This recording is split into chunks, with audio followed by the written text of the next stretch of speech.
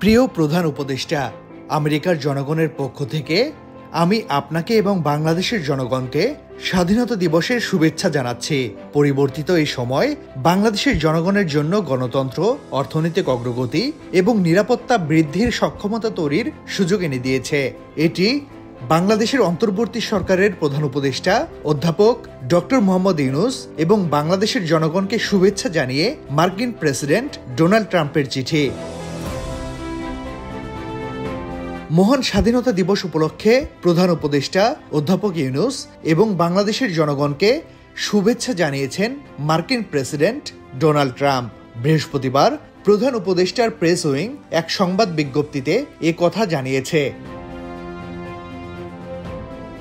এই শুভেচ্ছা বার্তায় প্রেসিডেন্ট ট্রাম্প বলেছেন, আগামী বছরগুলোতে যুক্তরাষ্ট্র বাংলাদেশের সঙ্গে অংশীদারিত্ব অব্যাহত রাখতে উন্মুখ।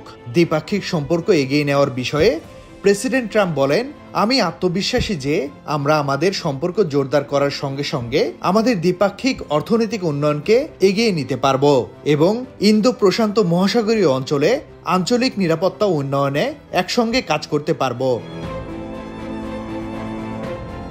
এর আগে মঙ্গলবার এক বিবৃতিতে বাংলাদেশের স্বাধীনতা দিবস উপলক্ষে শুভেচ্ছা জানান মার্কিন পররাষ্ট্রমন্ত্রী রুবিও।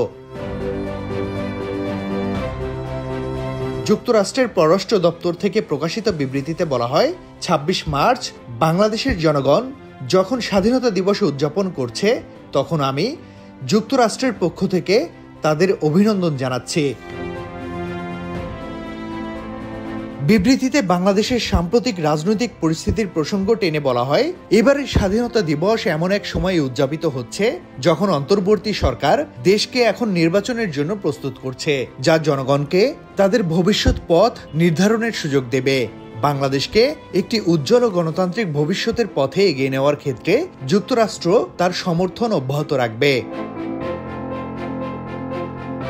মার্কো রুবিও আরও বলেন, অর্থনৈতিক উন্নয়ন এবং ইন্দো প্যাসিফিক অঞ্চলের নিরাপত্তা নিশ্চিতকরণে আমরা বাংলাদেশের সঙ্গে অংশীদারিত্ব অব্যাহত রাখার প্রত্যাশা করছি।